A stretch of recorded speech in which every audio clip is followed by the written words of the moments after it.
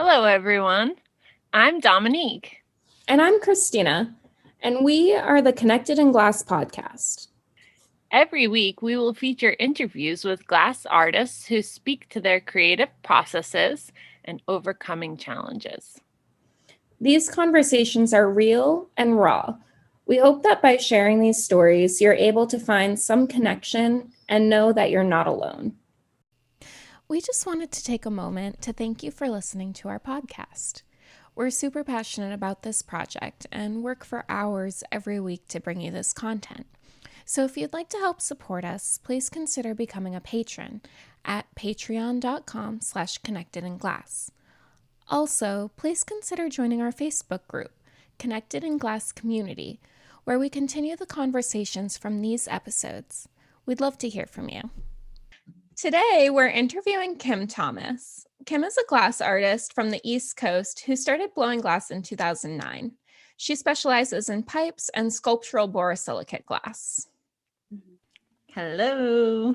Hi. How are Thanks you? for joining us. No problem. Thank you.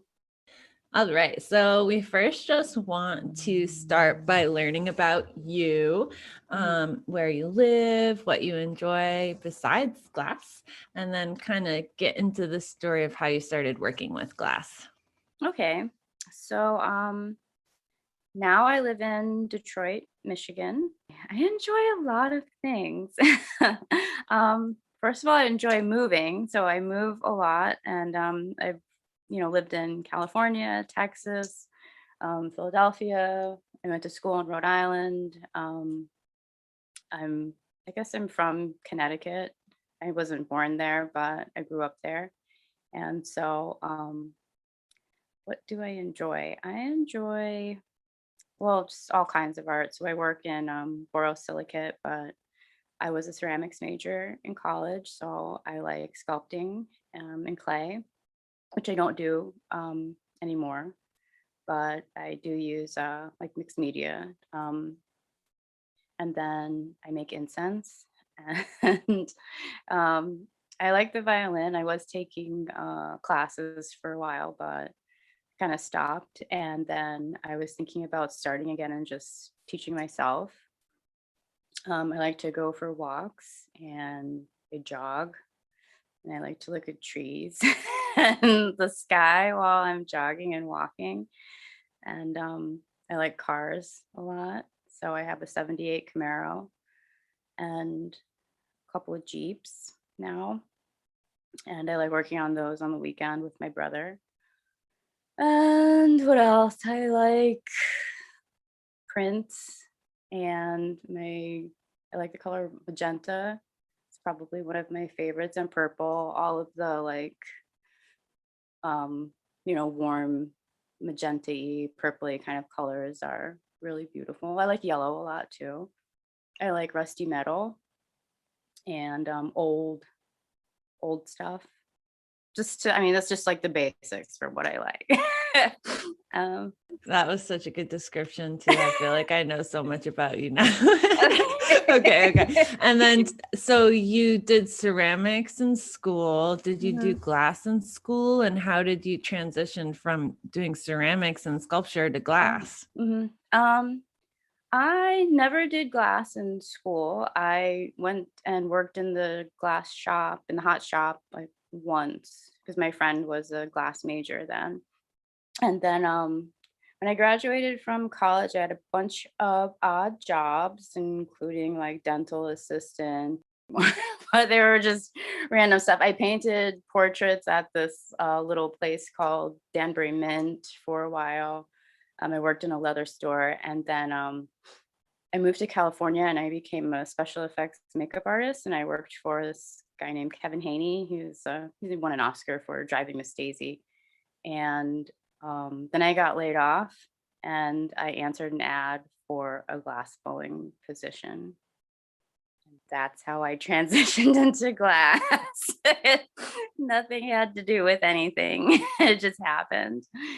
And what was that position? And did you just think, oh my gosh, I'm just going to try this because I've tried so many other things? Did you know that it was going to be the start of something? No, I didn't. It was going to be just a part-time thing until I could get another makeup job. And I thought it was a hot shop. And I walked in and it was just like a bunch of dudes making pipes. It was so dirty in there. I was like, well, all right. I'll give it a try. And now, like 11 years later, or yeah, I don't, I'm not good at math in my head, but it feels like a long time. Um, I've just been doing it since then. When you started there, what were you doing for them? And then how did you have such a unique style. So how did you go from your start to finding your voice in glass? When I started there, it wasn't really, it was going to be an assistant position for somebody that knew how to blow glass already. And since I didn't, they were like, well, you could just work here. And so they just let me work there. And, and I, I had my ex-boyfriend who I met there. Um, he would show me how to make, showed me how to make a spoon and, push a bowl and stuff like that. And then a torch opened up and they're like, oh, have at it. And so since I was a sculptor, and past stuff that I had done, they're just like, figure it out. So I figured it out.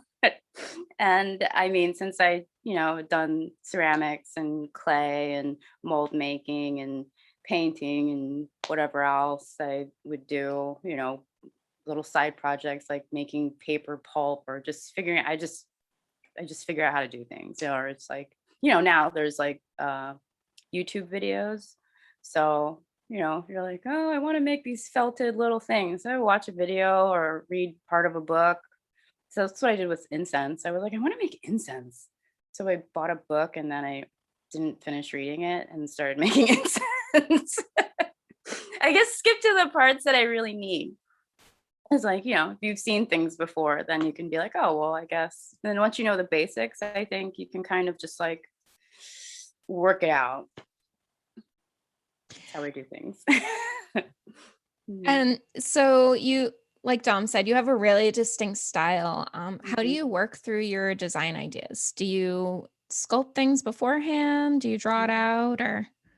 I normally just visualize things. And when I have a really hard time thinking about what or how it's going to be put together, or if I'm not really sure what I want to do, I'll draw, or I like close my eyes and I draw little thumbnail sketches or mechanical drawings in my head and then like put things there like that, then work it out that way. But I mean, recently, I guess the things I've been making were a little bit more complicated, like robots and things like that. So I've been drawing more, and then just I'm a visualizer, or I make parts and then I like put them together and see how they fit. And if they don't look right, then I make more parts and then maybe do a little sketch. And then sometimes I'm like, I'm just gonna go for it. And I just start putting stuff together. And just going back to where you started, what was it like being a woman going into a shop full of men and then learning there? Did you find that it was difficult or that you were treated differently, or did you find that you were able to kind of fit in? I felt like I fit in okay. I mean, I have 3 brothers, so it's already my mother and I are the only women in our family. And then special effects is male, dominating field. And I feel like a lot of times most of life is male dominated. And so I wanted to do it. So I just didn't care. And I have a smart mouth too. So when, people say stuff to me, I give it back, and that's it.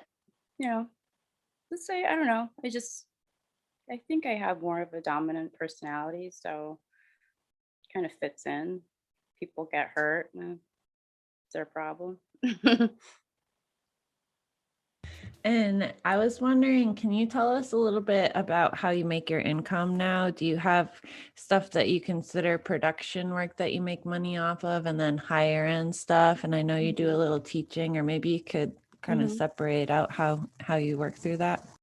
I'm kind of all over the place right now, and so I make, like, they're kind of production, but they're kind of not production pipes. Like, I make smaller things that don't, take lots and lots of time. They still take plenty of time, but those would be my production items. And honestly, I try not to make too many of them at this point in my career. And then I do have or more complicated pieces that I also make that aren't production. So there'd be, it still might be a robot or, some other kind of thing, but more complicated. And then it'll be one of a kind type of piece. So I'll only make one like that. And then I do teach. Um, and then I make stuff that's not pipes too. And I also make incense and I sell it. It's just a little side project, but that is another source of income. I don't do that all the time though. That's like, after all of the glass stuff is done, because that's my main focus. Mhm. And how did you build up your career? Did you do it by like going and knocking on doors and making connections with like galleries and shops, or did you do Mhm. it more by building an online presence or? I built up business was going to trade shows at first, and I guess through internet. I mean, when I first started, there wasn't Instagram, and then there was glasspipes.org. So posting things on glasspipes.org, and then going to trade shows. And I didn't really do like a lot of local business at that point. And there was a lot of, I lived in California when I first started. So there was a lot of import glass. So, and that was in LA. So it was very easy for shops to get that. So, you know, I didn't sell to too many stores, and I don't want to do that. Like driving around, I know that was like kind of a thing for, it still is. But, sometimes I'm just like, yeah, if you don't want it, then you don't want it. Like, I'm not going to try to like sell you on it. Like, my work is for certain people, So, yeah, just internet presence and I guess word of mouth type of stuff and trade shows. Mhm. And so, are you one of those people that's just like constantly bursting with ideas, or do you ever struggle with finding that creativity? Well, bursting with ideas. When I'm bursting with ideas, I'm like bursting with ideas. And then, I mean, as far as pipes go, though, sometimes I have no idea what people want. I just don't know. And I'm going to tell you how old I am right now. I'm 43. So I don't really know what there's like an 18 to 35 age group. And I don't know what they want. I don't understand anymore. Like they stay the same age and then we get older. And so, and I don't smoke weed. So sometimes, I'm not really sure. And then when I went through a kind of a block at one point, and then I just decided that I was just going to make whatever I wanted to make. And it had nothing to do with what people wanted. And it had to do with what I wanted and how I would make them. And that's when I started making these cloud writing contraptions and things like that. And then I was like, well, I'll just make pipes based off of these ideas. And then if people want to buy them, they can buy them. And then if they don't, then I just have a bunch of pipes that I put in my basement.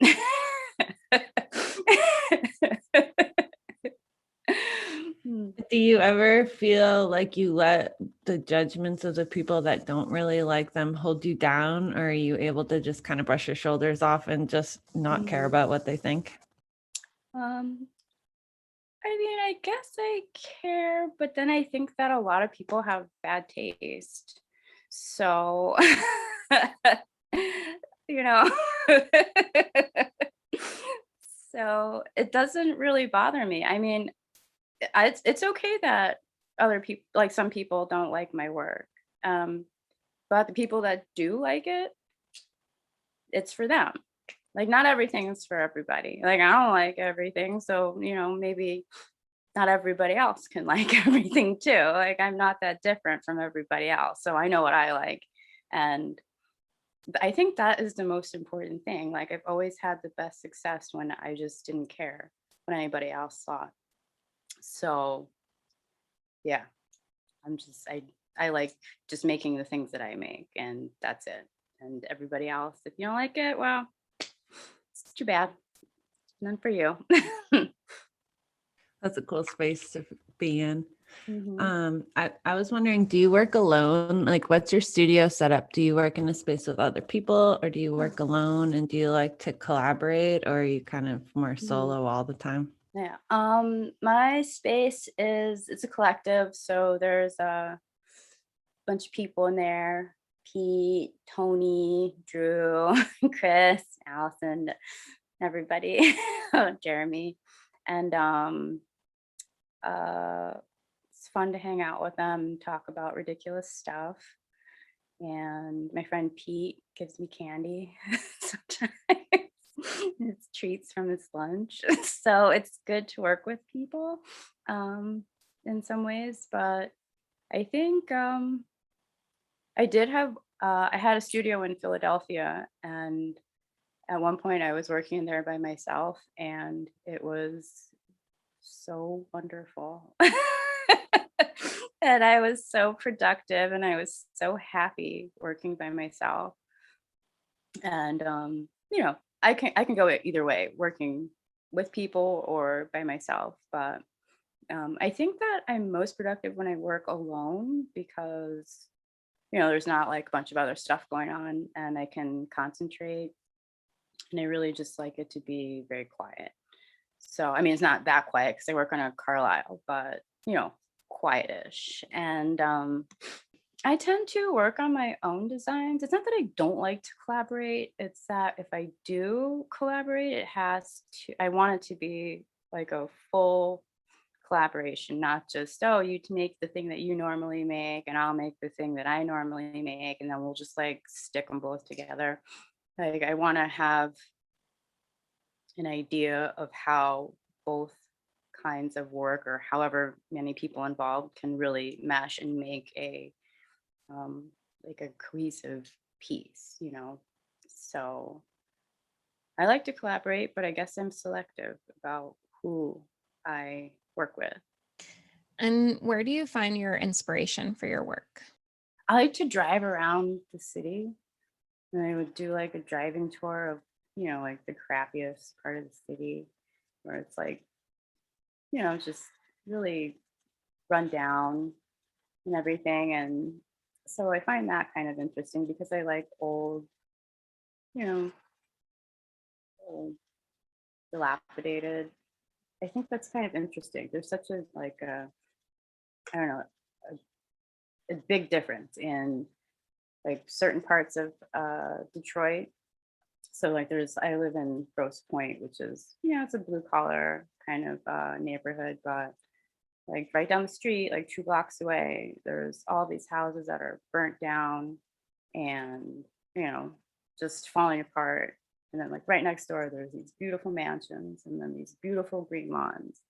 And I just think that the difference between these two things, it's just so drastic. And how could that be? How could that be in this country. So, that's one of the ways. And then, like I said, I just think about stuff.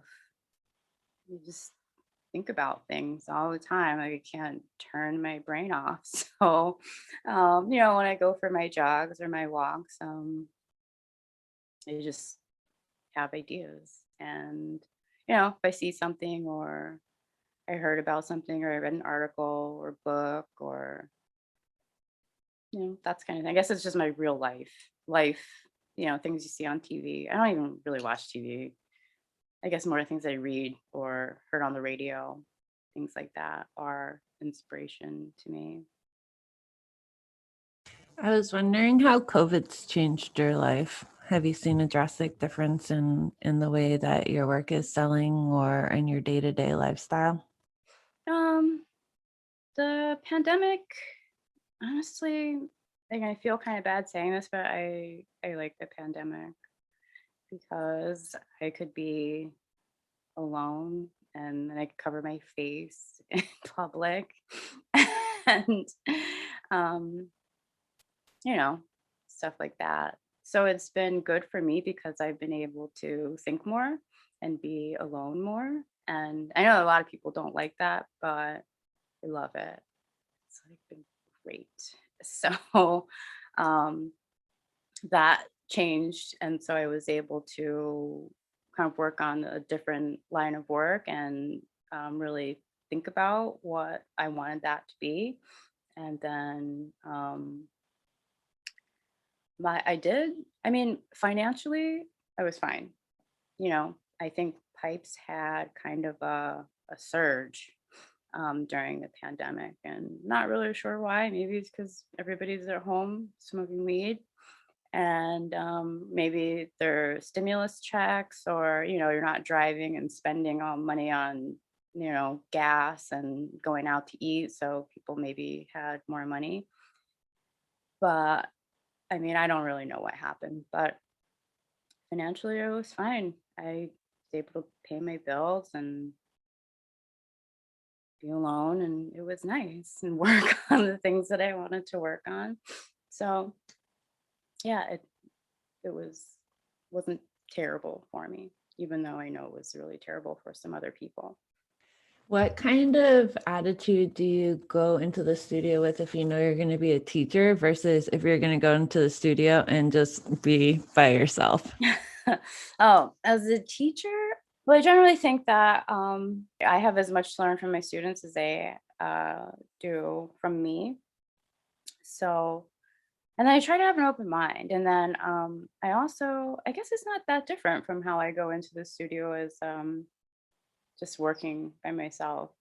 I just want to have like really open to a lot of ideas and how maybe what you thought was going to happen isn't, you know, what is going to happen. So, I think it's just important that we're just, yeah, open to ideas and being flexible and, change. It's like, you have an idea and then that idea kind of like takes whatever turns that it needs to take and you visualize something and maybe you have a better idea in the middle of it or just yeah, it's just openness, I guess. And I think that being flexible and just being able to change and do, glass has a mind of its own, so you can't just say, oh, well, I'm going to make this thing, like maybe I'm gonna make this other thing. So, or if it breaks, there's something you can't, like just focus on having this one thing at the end. Like you can learn from your failure as well. So, that's usually how I do it. And like if something breaks or cracks, it's like, oh well, we can't, get too anxious about it. And you can fix almost anything and borrow. And I have. So, it's just having an open mindset, I think, is really important to teaching it and going into the studio just to do your own work. How would you define success for yourself? Ooh, success. Well, for myself, it's just being able to make whatever I want to make. And I mean, I do want money, a lot of it, because I like really luxurious things. But um, I mean, I think most important is that I tend to do a lot of things for the experience and not necessarily for the money.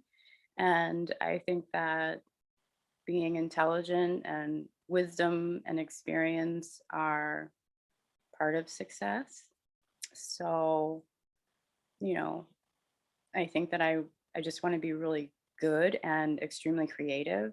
And so those are really important parts, like you can't, I don't think you can be an artist if you're not good at, making things. So my success is really just being the artist that I think that I can be, and like kind of living up to the goals that I set for myself. And that is success with being able to like not getting like a regular job either. Like I can never ever go back to that life. I can't. So as long as I can stay an artist and live this way, that is success. Is there anything that you want to add on here for anyone listening? I just think that everybody should just try to do their best, or just do what you think is your best, and use your ideas as, follow your heart. That's what's important. Well, thank you so much. We really appreciate your time. Thank you so much for listening to this week's episode of Connected in Glass. Make sure to follow us on Facebook and Instagram for more information on the artists we interview and for updates on the podcast.